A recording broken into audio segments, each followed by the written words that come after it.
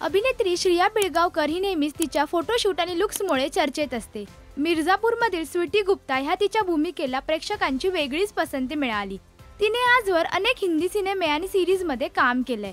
ती अनेकदा तिच्या बालपणीच्या किस्स्यांचा खुलासा करते।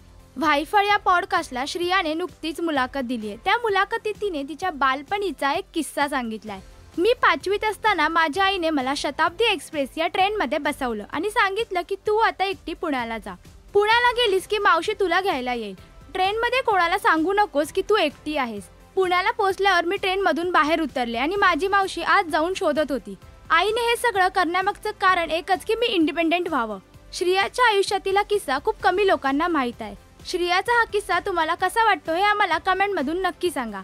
मराठी सिनेविश्वातील बातम्या, अपडेट्स आणि गॉसिपसाठी तुम्ही सबस्क्राईब करा राजश्री मराठी।